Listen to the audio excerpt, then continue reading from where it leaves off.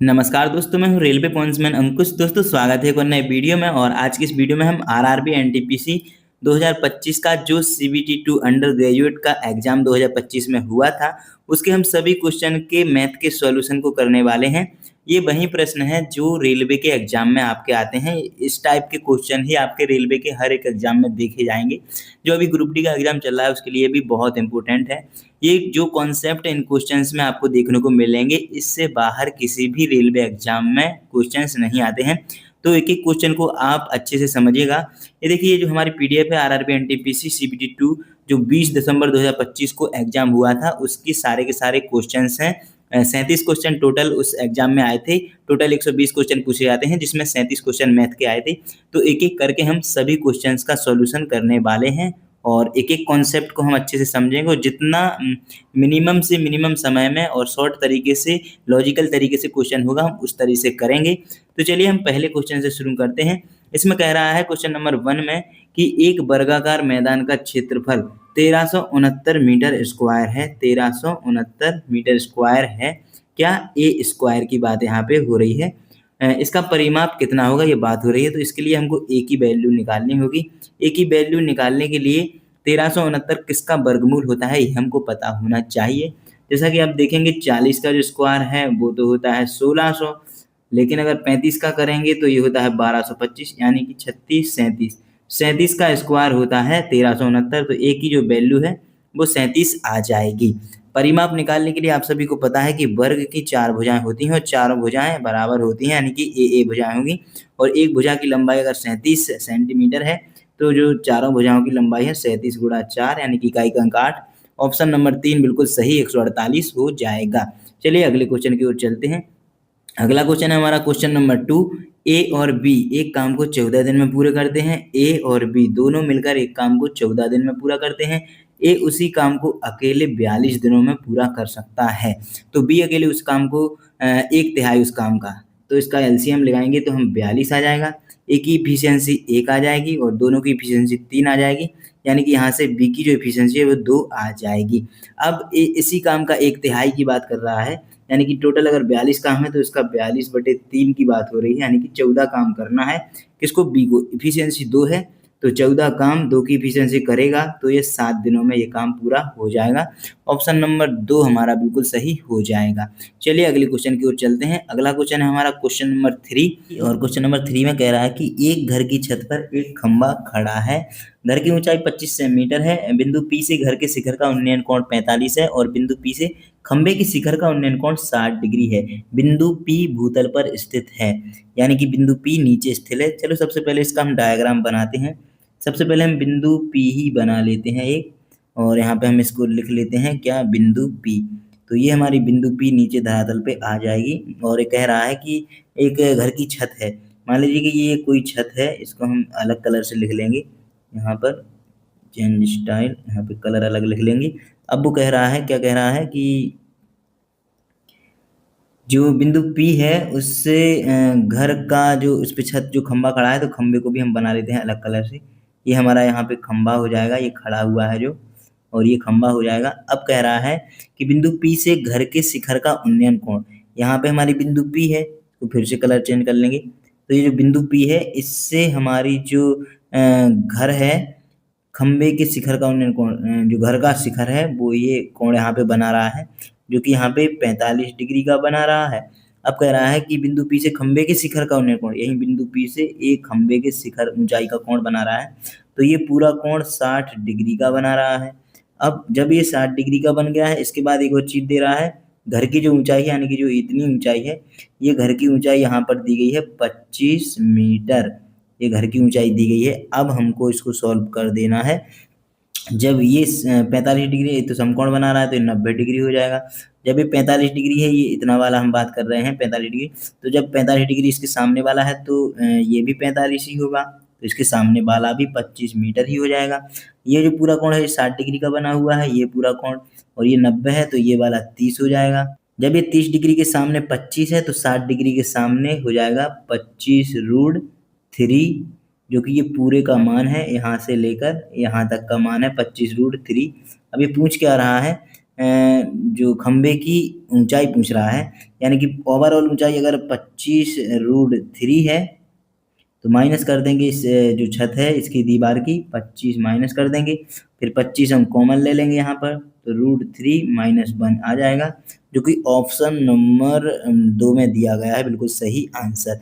हमारा अगला क्वेश्चन है क्वेश्चन नंबर 4। यहाँ पे दिया गया है √1764/2025 इंटू √625/441 और माइनस में 3/4 की होल पावर -2।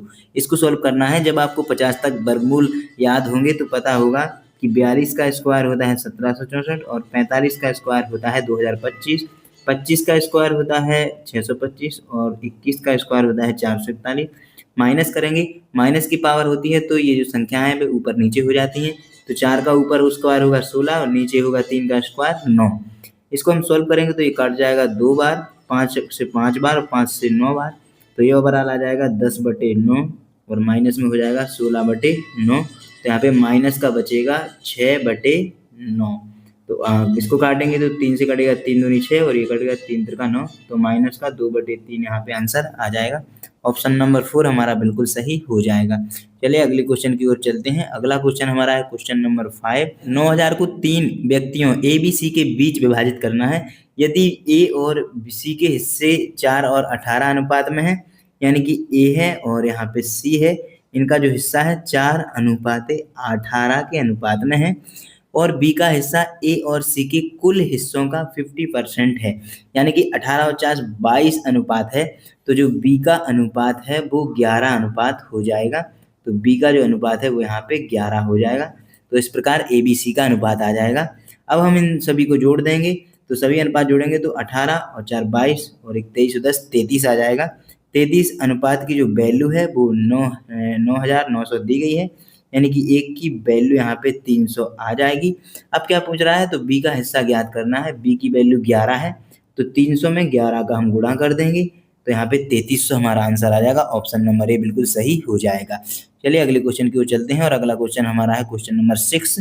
क्वेश्चन नंबर 6 में दिया गया है 3 की पावर 5 माइनस का 1/3 की होल पावर दी गई है -5 और प्लस दिया गया है अंडर रूट में 27 की पावर 12 प्लस 9 की पावर 13 और बटे में दिया गया है 27 की पावर 6 प्लस 9 की पावर 14। इसको हमको सरल करना है। सरल करने के लिए 3 की पावर 5, 3 की पावर 5 को हम क्या लिख सकते हैं, 3 त्रिका 9 ती 27 ती 81 तिया 243 माइनस पावर अगर माइनस में है तो ऊपर पहुंचेगी तो प्लस में हो जाएगी, तो 1/3 को 3 कर देंगे, तो यहाँ पे 243 ये ज्यों कहते हैं आ जाएगा, प्लस अब इसको हम सॉल्व करेंगे जब, तो 27 की पावर 12 को हम लिख सकते हैं 3 की पावर कितना लिख सकते हैं हम लोग, 3 की पावर लिख सकते हैं 36 प्लस 9 की पावर 13 है तो 3 की पावर 2 ये हो जाएगी, तो 3 की पावर इसको लिख सकते हैं हम लोग 26 अपॉन में करेंगे तो यहाँ पे 3 की पावर 3 त्रिका 9 तिया 27, तो ये हो जाएगी 3 की पावर 18 प्लस 9 की पावर 14 है तो ये हो जाएगी 3 की पावर 28। कैसे होती है देखो, जैसे कि 27 की पावर 12 है तो इसको हम 27 को लिख सकते हैं 3 की पावर 3 और इसकी पावर 12 है तो गुणा हो जाएगी, तो 3 की पावर इस प्रकार 36 आ जाएगी। इसी प्रकार ये इन भिन्नों का हल हम कर लेते हैं। अब इतना हमारे पास आ गया है 3 की पावर 36, 3 की पावर 26, 3 की पावर 18, 3 की पावर 28, तो इसको हम फिर कॉमन भी ले सकते हैं। अब यहाँ पर हम लोग अंडर रूट में देखो ए से तो ये कट जाएगा माइनस प्लस का, अब यही चीज बच रही है, तो इसको हम जब बराबर करेंगे तो अंडर रूट में हम यहाँ पे 3 की पावर 26 को कॉमन ले लेंगे, तो 3 की पावर 26 कॉमन लेंगे तो यहाँ पे इसकी बचेगी 10 पावर, तो 3 की पावर 10 बचेगी और प्लस का बचेगा यहाँ पे 1 और अंडर रूट यहाँ पे बटे में करेंगे, फिर 3 की पावर हम 18 कॉमन यहाँ से नीचे से ले लेंगे, तो ये बचेगा 3 की पावर 10, ये 28 वाली पावर बचेगी और प्लस का बचेगा 1। यहाँ से हम इसको इससे काट देंगे।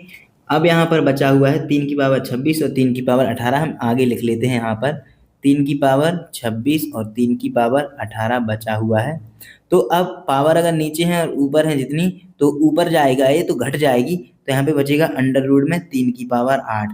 अगर 3 की पावर 8 बची है तो इसको बाहर निकालेंगे, तो अंडर रूट से जब ये बाहर निकलेगी तो 3 की पावर अंडर रूट जब करेंगे तो 3 की पावर को हम 4 इंटू 3 की पावर को 4 हम ऐसा भी लिख सकते हैं। तो 3 त्रिका 9 तिया 27 तिया 81 इंटू 81 इसको हम लिख सकते हैं इस प्रकार से, और बराबर इसको कर सकते हैं अंडर रूट के जब बाहर निकालेंगे तो 81 बचेगा।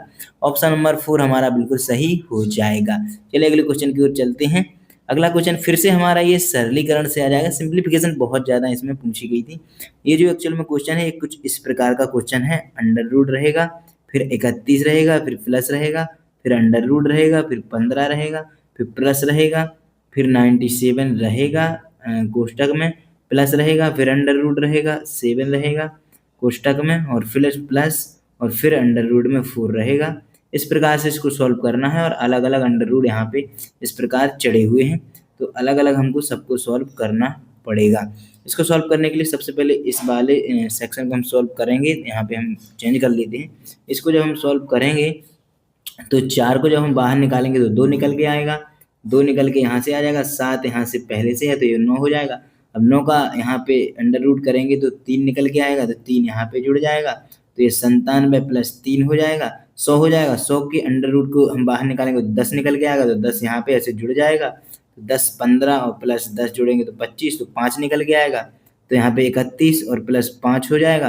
अब इसको बाहर निकालेंगे तो 36, 31 5 36, 36 को बाहर निकालेंगे तो 6 निकल के आ जाएगा। तो आंसर हमारा ऑप्शन नंबर ए हो जाएगा। देखो ये बहुत ही ज़्यादा सरल क्वेश्चन था, इसको थोड़ा समझना जरूरी था और एक ही लाइन में हम कर सकते थे। हमारा अगला क्वेश्चन है क्वेश्चन नंबर 8। क्वेश्चन में दिया गया है अल्फा और बीटा का रेशियो दिया गया है।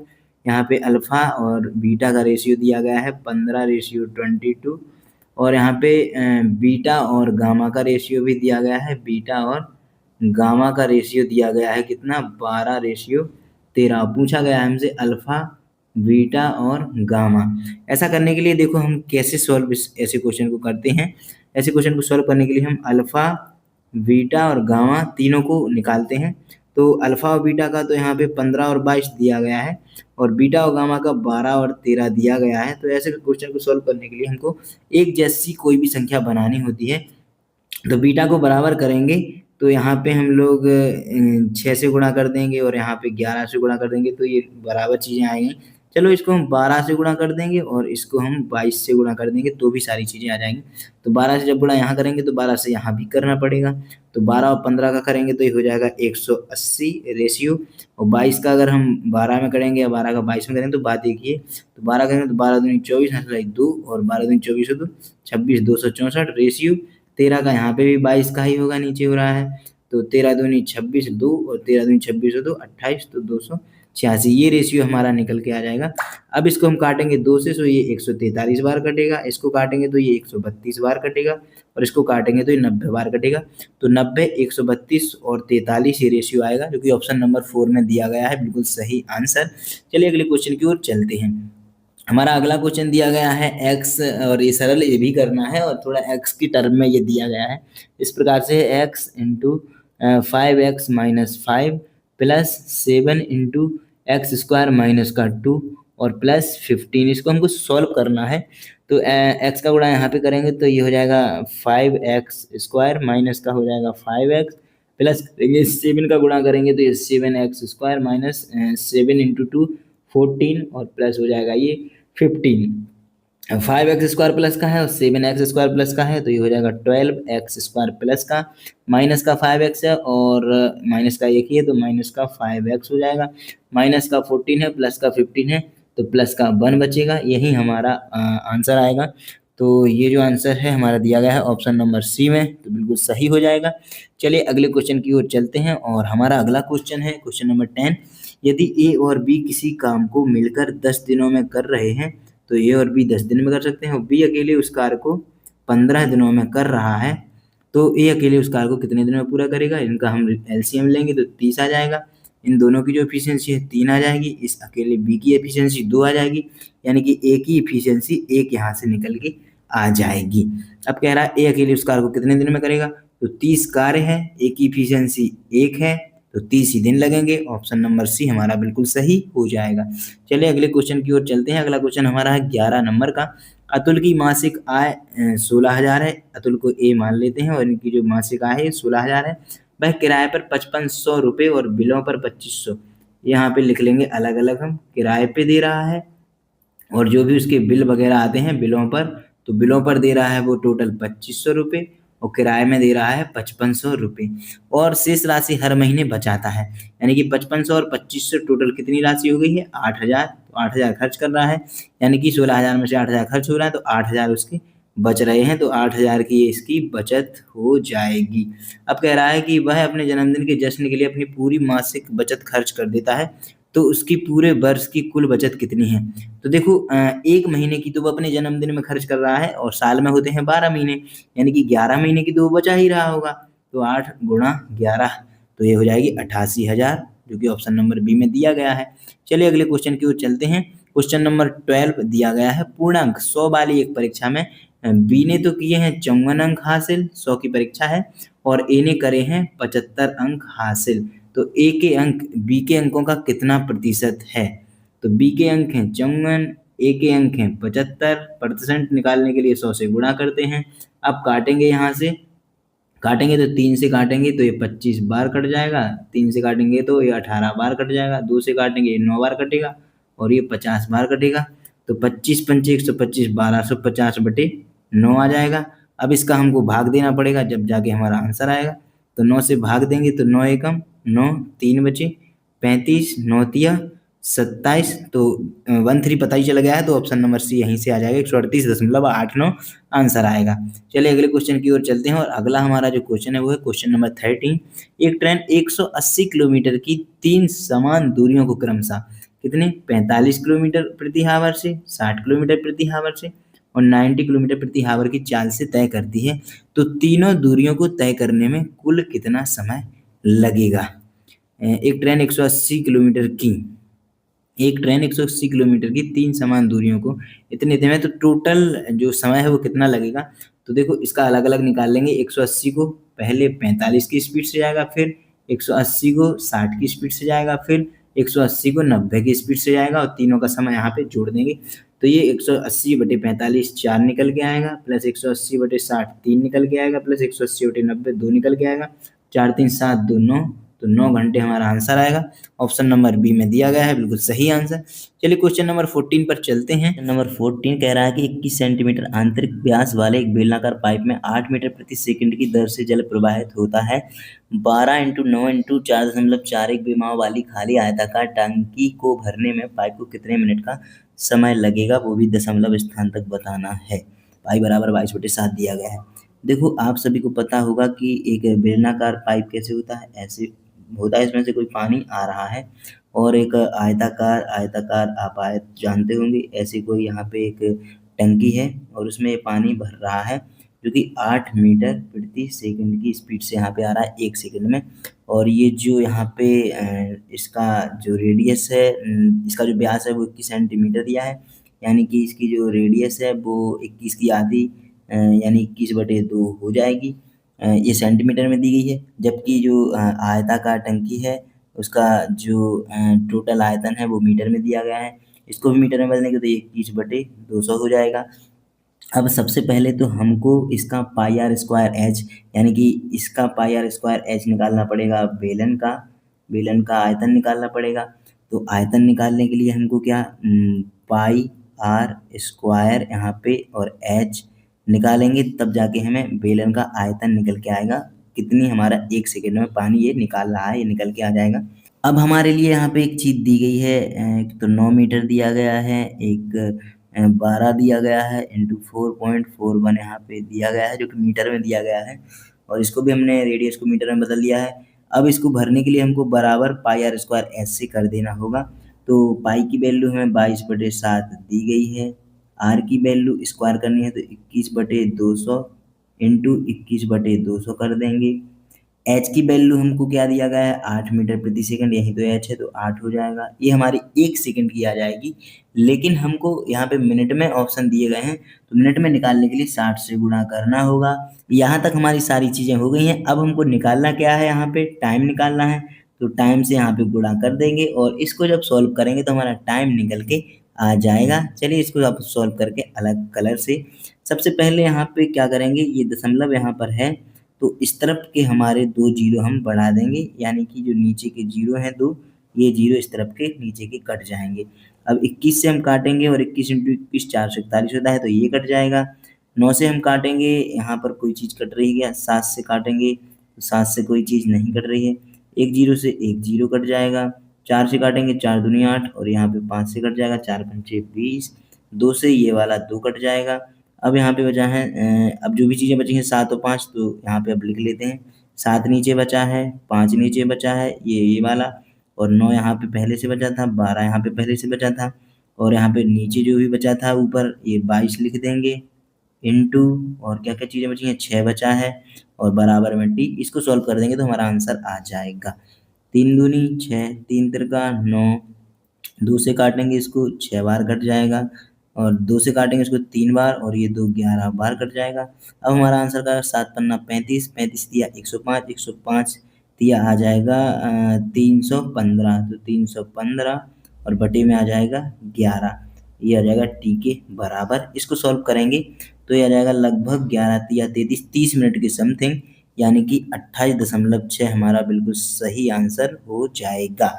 हमारा अगला क्वेश्चन है क्वेश्चन नंबर 15। मुकुंद ने बैंक में 57,000 रुपये जमा किए हैं। वार्षिक चक्रवृद्धि ब्याज के रूप में संयोजित करने पर यदि पहले वर्ष का जो ब्याज है वो 10% है और दूसरे वर्ष ब्याज दर पिछले वर्ष की तुलना में 3% बढ़ जाती है, यानी कि दूसरे वर्ष में 13% है, तो उसे 2 वर्ष में कितना चक्रवृद्धि ब्याज मिलता है? देखो पहले वर्ष में 10% है, यानी कि 10% पे जो ब्याज मिलेगा उसको वो मिल जाएगा 57,000 का 10%, 5700 रुपये। और दूसरे साल जो ब्याज मिलेगा ये तो हो गया हमारा 1 साल का 5700 रुपये। अब दूसरे वर्ष का जो ब्याज मिलेगा वो 13% मिलेगा, वो भी कितने का मिलेगा? इतने का मिलेगा 0077512 62,700 रुपये का मिलेगा। 13% निकालेंगे तो 62,700 का हमको 13% निकालना पड़ेगा। 62,700 100% के बराबर है, तो इसका 13% निकालने के लिए 13 से गुणा करेंगे, 2 बिंदी से 2 बिंदी कट जाएंगे। यहाँ पे आ गया 13 साते 91, हासिल 1, 13 दूनी 26 और 1, 13 साते 91, हासिल 9, 13 दूनी 26 और 9 35, हासिल 3, 13 छंग 78 और 3 8151 आ जाएगा। और पूछा गया है कितना मिलता है टोटल, तो 5700 पहले मिल रहा था, 8151 अब मिल रहा है। दोनों को जोड़ेंगे तो आ जाएगा 1 5 8 13 13,851, जो कि ऑप्शन नंबर 4 में दिया गया है, बिल्कुल सही आंसर। चलिए अगले क्वेश्चन की ओर चलते हैं, और जो अगला क्वेश्चन है वो दो संपूरक कोणों में से बड़ा कोण छोटे कोण से 16 अधिक है। देखो संपूरक कोण क्या होता है? जिनका जोड़ 180 डिग्री हो। अब क्या कह रहा है कि 16 अधिक है, तो इसमें सबसे पहले तो 16 कम कर देंगे। अब हमारे पास बचेगा 164, इसका आधा कर देंगे तो एक हो जाएगा 82 और एक और हो जाएगा 82 प्लस 16, तो 82 प्लस 16 ये हो जाएगा 98 और ये बचेगा 82 का। अब कह रहा है कि छोटा कोण कितना डिग्री का है? छोटा कोण है 82 डिग्री का, जो कि ऑप्शन नंबर 4 में दिया गया है। हमारा अगला क्वेश्चन है क्वेश्चन नंबर 17। क्वेश्चन नंबर 17 में कह रहा है कि एक व्यापारी को एक कमीज 850 रुपये में बेचने पर 5% की हानि होती है, यानी कि 850 रुपये में उसको कितना 95% उसका क्रय मूल्य का मिल रहा है, लेकिन वो कह रहा है कि उसे 1530 रुपये में कमीज बेचने पर कितने परसेंट का लाभ होगा। देखो सबसे पहले यहाँ पे 100 से गुणा करते हैं परसेंटेज के लिए, 100% इसका जो क्रय मूल्य है वो निकल के आ जाएगा। आप कह रहा है कि 1530 में बेच रहा है तो कितने का लाभ होगा, तो इसके लिए हम क्या करेंगे, इतना जिसको सॉल्व करेंगे तो 100 गुणा करके, चलो सॉल्व भी कर लेते हैं। इसको काटेंगे तो 19 बार जाएगा और ये 170 बार जाएगा, तो यहाँ पे आ जाएगा 170 इंटू 100/19। अब कह रहा है कि 1530 में बेचने पर कितने का लाभ होगा, तो लाभ के लिए हम ऊपर लिखते हैं, तो ये 1530 ऊपर लिख देंगे। परसेंटेज के लिए 100 से गुणा करते हैं, ये जो 19 नीचे है इसको हम ऊपर ले जाएंगे तो ये 19 ऊपर आ जाएगा। इसको हम सॉल्व करेंगे, 0 से 0 कट जाएगा, 17 को 9 बार काटेंगे 153 में, 100 से 100 कट जाएगा, तो 19 नम्मा कितना आ जाएगा 171। 171 में 100% तो इसका क्रय मूल्य रहेगा और 71 हमारा लाभ आ जाएगा, क्योंकि ऑप्शन नंबर डी में दिया गया है। चलिए अगले क्वेश्चन की ओर चलते हैं। अगला क्वेश्चन है हमारा क्वेश्चन नंबर 18। रोहित नामक पंसारी को क्रमशः 130 रुपये पर केजी और 150 रुपये पर केजी वाले 2 प्रकार के बेसन को किस अनुपात में मिश्रित करना चाहिए, जिससे कि मिश्रण का जो मूल्य है वो 145.50 हो जाए। इस तरह से कर सकते हैं इसको, 130 और इसका जो अंतर है वो आ जाएगा 15.5 और इस तरफ का जो अंतर है वो आ जाएगा 4.5 और यही रेशियो हमारा हो जाएगा। इसको डबल कर देंगे तो ये हो जाएगा 9 और इसको डबल कर देंगे तो हो जाएगा 31। तो 9 और 31 के अनुपात में हम इसको बांट देंगे, या फिर तो ऑप्शन नंबर 4 हमारा बिल्कुल सही हो जाएगा। हमारा अगला क्वेश्चन है क्वेश्चन नंबर 19। ट्रेन ए स्टेशन एम से 7:20 पर निकलती है। ट्रेन ए है, स्टेशन एम है, 7:20 पर निकलती है और उसी दिन 3:20 पर एन स्टेशन पे पहुंचती है। ये एन स्टेशन है, 3:20 PM पर पहुंच रही है ये, और ये AM है और स्टेशन ए ही है, ये यहाँ पे सॉरी ट्रेन ए ही है। अब अगली चीज़ है ट्रेन बी भी है, ये ट्रेन बी स्टेशन एन से 9:20 पर चलती है। ये स्टेशन एन है और ये ट्रेन बी है यहाँ पर, और ये 9:20 पर निकलती है और उसी दिन 4:20 पर एम पर पहुँचती है। एम स्टेशन है तो 4:20 PM पर पहुँचती है ट्रेन बी। ये ट्रेन इस तरफ चल रही है और ये ट्रेन इस तरफ चल रही है। कह रहा है कि ट्रेन ए और बी के मिलने का समय पूछ रहा है। देखो ऐसे क्वेश्चंस को हम ऑप्शन से भी कर सकते हैं। कैसे? देखो हमारी जो एक ट्रेन है ये 7:20 पर निकलती है, 7:20 पर निकलती है और ये जो ट्रेन है ये 9:20 AM पर निकलती है। यानी कि ये जो समय है यहाँ पे ऑप्शन देखेंगे हम और पहुँचती है एक 4:20 पर और एक 3:20 पर पहुँच रही है PM पर। यानी कि जब 3:20 पर एक ट्रेन पहुँच रही है तो 3:20 और 7:20 समय इसकी निकलने का, तो इन दोनों टाइम के बीच में निकलेंगे। यानी कि जो 4:10 PM है इस पे तो वो मिल ही नहीं पाएगी, तो एक ऑप्शन तो ये कट गया है। दूसरी चीज़ 9:20 पे ट्रेन निकल रही है, तो 9:20 पे जब निकल रही है तो तुरंत बाद इसकी जो ट्रेन है ये तुरंत बाद भी नहीं मिल पाएगी, क्योंकि 1 घंटे बाद तो नहीं मिल पाएगी और इसको लगभग 3 घंटे हो जाएँगे और टोटल जो समय है इसको लग रहा है 8 घंटे और इसको लग रहा है टोटल 7 घंटे। यानी कि स्पीड जो है ट्रेन में जो बी है उसकी ज़्यादा है।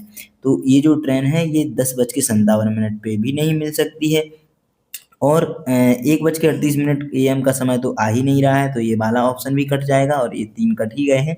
अब एक ही ऑप्शन बचा है 12:08 PM, तो ये जो ऑप्शन है ये बिल्कुल सही हो सकता है, लगभग 12 बजे के समय ही ये मिल सकती हैं। चलिए अगले क्वेश्चन की ओर चलते हैं। अगला क्वेश्चन है क्वेश्चन नंबर 20। एक दुकानदार किसी वस्तु के अंकित मूल्य पर 15% की व्यापारिक छूट देता है। यदि यदि इस उत्पाद का अंकित मूल्य 6500 रुपये है तो विक्रय मूल्य कितना है? तो देखो 6500 रुपये जो मूल्य है वो 100% के बराबर है। 15% की छूट दे रहा है यानी कि 85% में ये बेच रहा है। इसको सॉल्व कर देंगे हमारा आंसर आ जाएगा 1 2 1 2 0 कट जाएंगे। इसका जब हम गुणा करेंगे तो 5 25 लाई 2 5 31 और 2 32, 8 से गुणा करेंगे 8 5 40, 4 8 6 48, 4 52। इसको जोड़ेंगे तो ये हो जाएगा 5525, जो कि हमारा आंसर आ जाएगा ऑप्शन नंबर ए में, बिल्कुल सही। चलिए अगले क्वेश्चन की ओर चलते हैं। अगला क्वेश्चन है 21 नंबर का। धारा की दिशा में चाल 125 है और धारा की विपरीत दिशा में 23 है। किसी स्थान पर जाने और आने का जो कुल समय है वो 25 घंटे लगते हैं। तो देखो सबसे पहले तो पूछा गया है कि नाव द्वारा तय की गई कुल दूरी है। आने जाने और मतलब कि जाने में और वापस आने की कुल दूरी पूछी गई है। जैसे कोई यहाँ पे एक नाव है और ये यहाँ पे दूरी है, तो ये जाएगी, पहले तो जाएगी और फिर ये वापस भी आएगी। तो दोनों की दूरी हमसे जोड़कर पूछी गई है। सबसे पहले एक फॉर्मूला होता है S1 × S2 और दोनों की चाल को जोड़कर टाइम से गुणा करने का। तो देखो एक की जो चाल है यहाँ पे धारा की दिशा में 115 है, इंटू विपरीत दिशा में 23 है। दोनों की चाल को जोड़ेंगे तो 115 प्लस का करेंगे 23 और टाइम से हम गुणा कर देते हैं। टाइम कितना 25 घंटे लग रहे हैं। अब कह रहा है कि नाव की जो दूरी तय की गई दूरी है, तो 2 दूरी हमको चाहिए, एक तो जाने की और एक आने की। तो यहाँ पे 2 से गुणा भी करना पड़ेगा। अब इसको हम सॉल्व कर देंगे तो हमारा आंसर निकल के आ जाएगा 115 इंटू 23 बटे 115 प्लस 23 138 इंटू 50।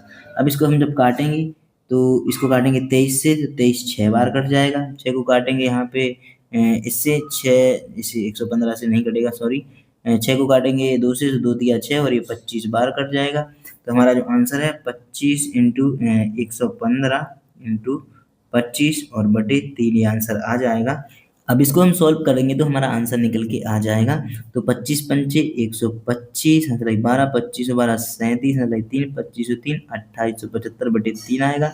इसको हम काट देंगे तो 2875 3 से हम भाग देंगे तो 3 नाम 27, 1 बचेगा 7, तीन पाँचे 15, 2 बचेंगे 25, 3 आठे 24, 1 शेष बचेगा तो आ जाएगा 958 सही 1/3 जो कि ऑप्शन नंबर 4 में दिया गया है, बिल्कुल सही आंसर। अगला क्वेश्चन है हमारा 22 नंबर का। इसमें दिया गया है एक फ्रैक्शन दी गई, इसको सॉल्व करना है। यहाँ पे -9 है इंटू एक कोष्टक बना है, 26 है, माइनस है, एक और कोष्टक बना है जिसमें 14 + 6 है और सारे कोष्टक यहाँ पे बंद हो रहे हैं।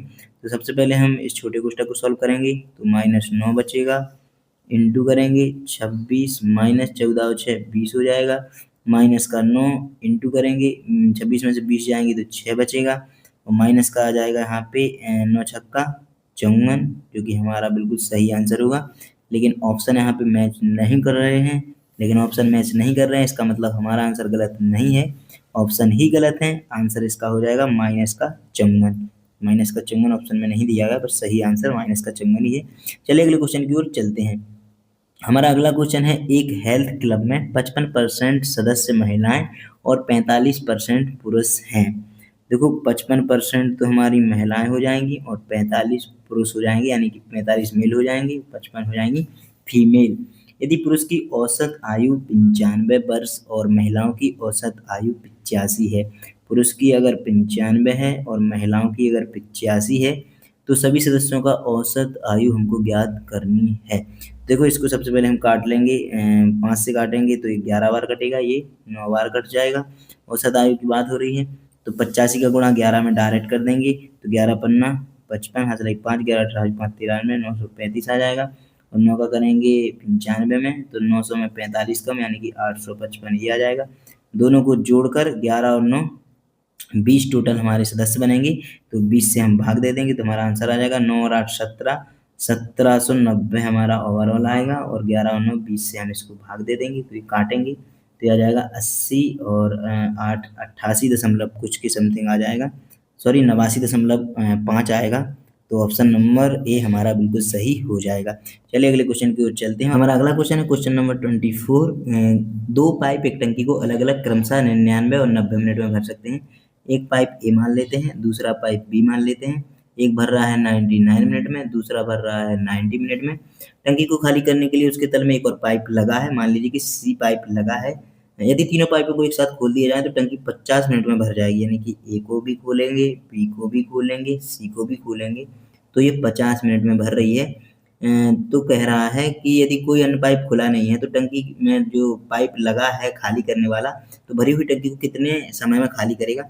सबसे पहले इन सभी का हम लोग एलसीएम लेंगे, ऐसी कोई संख्या जो सबसे भाग चली जाए तो 990 ऐसी संख्या है जो तीनों से कट जाएगी तो ए की जो एफिशिएंसी है वो 10 आ जाएगी और बी की जो एफिशिएंसी है वो 11 आ जाएगी और सी की जो एफिशिएंसी है नहीं आएगी क्योंकि इसकी आ जाएगी, कितनी आ जाएगी 50 और ये आ जाएगी 18, 19 और 19.8 ये एफिशिएंसी इसकी आ जाएगी 19.8 और 19.8 तीनों की आएगी तो 11 और 10 21 इन दोनों की है और 19.8 तीनों की मिलाकर आ रही है, यानी कि जो सी की एफिशिएंसी है ये 1.2 आ जाएगी। तो 1.2 की एफिशिएंसी से खाली करेगा कितनी 990 टंकी खाली करेगा कितनी 1.2 की स्पीड से। तो एक दशमलव हटाएंगे तो एक और जीरो बढ़ जाएगा तो 9900 में 12 का हम भाग देंगे तो 12 अट्ठे 96 बचेंगे 3 जीरो, एक अंक उतारेंगे तो ये हो जाएगा 12 दूनी 24, 6 बचेंगे तो 12 पंचे 60, 825 मिनट यहाँ पे लगेंगे क्योंकि ऑप्शन नंबर ए में हमारा दिया गया है। हमारा अगला क्वेश्चन है क्वेश्चन नंबर 25। कह रहा है कि 4/7, 5/21 और 8/63 का एलसीएम निकालना है। तो जब भी हमको फ्रैक्शन दी रहती हैं और उसका एलसीएम निकालना होता है तो उसके जो ऊपर का यानी कि अंश है उसका हमको एलसीएम निकालना होता है और जो हर है उसका हमको एचसीएफ निकालना होता है। एलसीएम देखो 4, 5 और 8 का निकालेंगे, 2 से काटेंगे 2 दूनी 4, 5 4 और 2 से फिर काटेंगे तो यह आ जाएगा 2 एकम 2, 5 और 2, 2 से फिर काटेंगे तो यह आ जाएगा 1 5 1, फिर 5 से काटेंगे तो 5 दूनी 10 दूनी 20 दूनी 40 आ जाएगा हमारा ऊपर का एलसीएम। एचसीएफ वो संख्या होती है जो मिनिमम तीनों संख्या को काट रही हो तो 7 21 63 को 7 ही संख्या काट देगी तो 40/7, यानी कि ऑप्शन नंबर हमारा इसमें नहीं दिया गया है पर इसका आंसर तो आना चाहिए 40/7 ही। 40/1 की जगह 40/7 ही होगा, गलती से लिखा गया होगा, तो ऑप्शन नंबर ए बिल्कुल सही हो जाएगा। चलिए अगले क्वेश्चन की ओर चलते हैं। अगला जो क्वेश्चन है वो है क्वेश्चन नंबर 26। 10 संख्याओं का योग 612 है, यानी कि 10 जो संख्या है उनका योग 612 है, तो उनका औसत ज्ञात करना है, तो 10 से भाग दे देंगे 612 में, तो आ जाएगा 61.2। ऑप्शन नंबर डी हमारा बिल्कुल सही हो जाएगा। बहुत ईजी क्वेश्चन था। चलिए अगले क्वेश्चन की ओर चलते हैं। कह रहा है क्वेश्चन नंबर 27 में, वह कितनी राशि होगी जिस पर 4 वर्षों में 20% वार्षिक ब्याज की दर से साधारण ब्याज के रूप में 1560 प्राप्त होता है। देखो 1560 अगर ब्याज के रूप में प्राप्त हो रहा है जो कि 20% है, 4 साल के लिए लग रहा है, तो 80% उसको टोटल ब्याज मिल जाएगा, जो कि 1560 रुपये है और 80% ब्याज मिल रहा है। तो राशि पूछी जा रही है तो 100 से गुणा कर देंगे, हमारा आंसर आ जाएगा। 0 से 0 कट जाएगा, 8 से काटेंगे 8 एकम 8 7 बचेंगे, सॉरी 15,600, और 8 से यहाँ पे काटेंगे तो 156 का 156 ही रहने देते हैं। 8 से काटेंगे तो एक हो जाएगा 8 एकम 8 7, 8 7 56, 8 नाम 72, 4 बचेंगे और 5 40 और 0 1950। ऑप्शन नंबर डी हमारा बिल्कुल सही हो जाएगा। चलिए अगले क्वेश्चन की ओर चलते हैं। Question number 29। दो संख्याओं का महत्तम यानी कि एफ और लघुत्तम समापवर्तक इतना इतना है। इसमें से एक संख्या अगर 245 है, दूसरी क्या है? पहली संख्या इंटू दूसरी संख्या बराबर एचसीएफ इंटू एलसीएम होता है।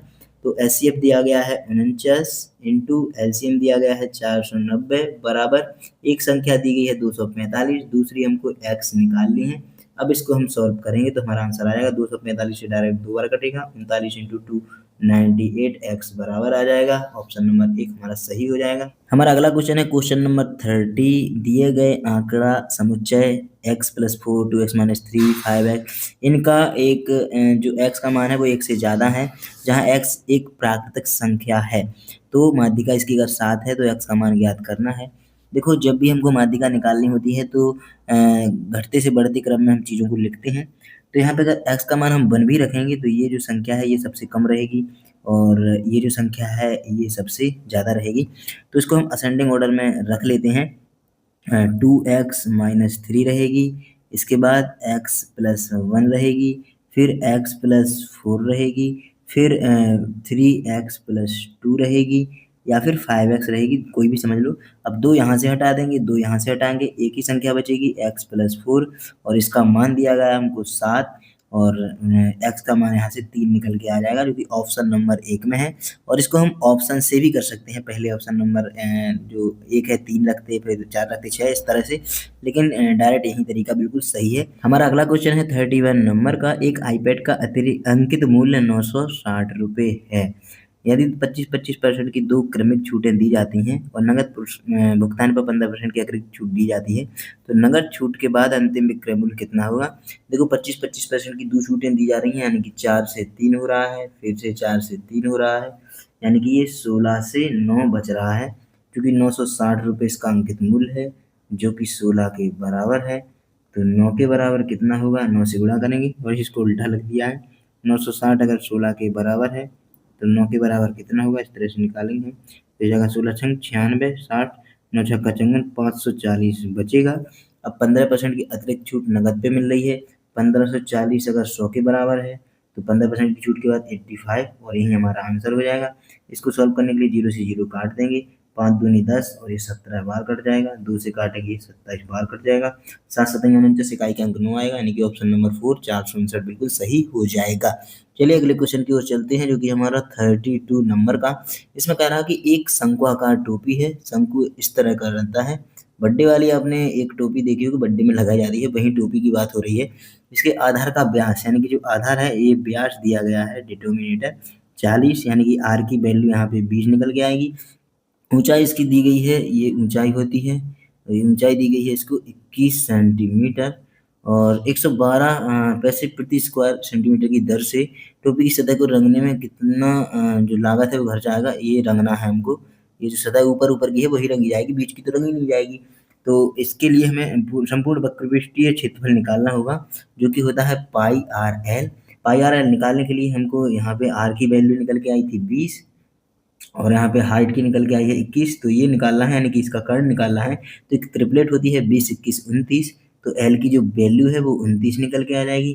अब इसको हमको मान रख देना है तो हमारा आंसर आएगा, लेकिन कितना 112 पैसे से गुणा भी करना होगा, जो कि यहाँ पे 1 दशमलव तक दिया गया है, तो इसका निकालने के लिए हमको 112 से इसमें गुणा करना पड़ेगा। तो पाई की वैल्यू 22/7 रख देंगे, आर की वैल्यू 20 दी गई है, एल की वैल्यू 29 दी गई है और 112 पैसे की बात हो रही है। अगर इसको रुपए में करना है तो 100 से यहाँ पे हम डिवाइड कर देंगे।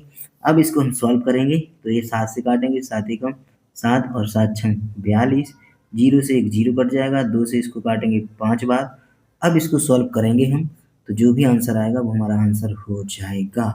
5 से इसको भी काट देंगे, 4.4 बार कट जाएगा, यानी कि दशमलव में ही हमारा आंसर आएगा। तो 16 चौका 64, हाँ 6, 16 चौका 64 6 70, 70.4 ये हो जाएगा।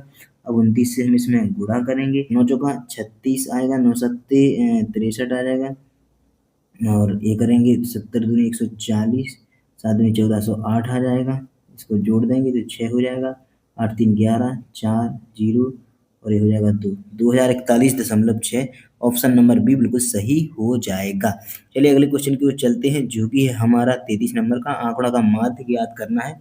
माध्य यानी कि सभी को जोड़ के जितनी संख्या है उनसे भाग दे देना होता है। तो जोड़ेंगे 12 और 3 15, 15 18 33, 7 40 10 50, 4 54, 54 और 9 होता है 63, 63 और 7 70 10 80, 80 20 100 हो जाएगा ये पूरा पूरा। ये 19 5 24 10 34 और 8 42 और 7 29 59, 60 61 और 61 3 64, 64 70 10 80 90 और 4 94 95 और 5 100 ये हो जाएगा। तो ओवरऑल हमारा जोड़ 200 आ रहा है। संख्याएं कितनी है? 1 2 3 4 5 6 7 8 9 10 11 12 13 14 15 16 17 18 19 20 संख्या है। तो 20 से भाग दे देंगे, हमारा आंसर आ जाएगा 10। ऑप्शन नंबर डी बिल्कुल सही हो जाएगा। चलिए अगले क्वेश्चन की ओर चलते हैं हम। यदि परस्पर बदल दिया जाए, ये कुछ समझ में नहीं आ रहा है, इसको छोड़ो, ये शायद रीजनिंग का क्वेश्चन आ गया है। अगले क्वेश्चन की ओर चलते हैं। क्वेश्चन नंबर 35 दिया गया है कि 40 ए 86 1 और बी 7 अंकों की एक संख्या है, 3 से विभाज्य है। तो ए और बी का न्यूनतम मान निकालना है। ए और बी का न्यूनतम मान निकालना है।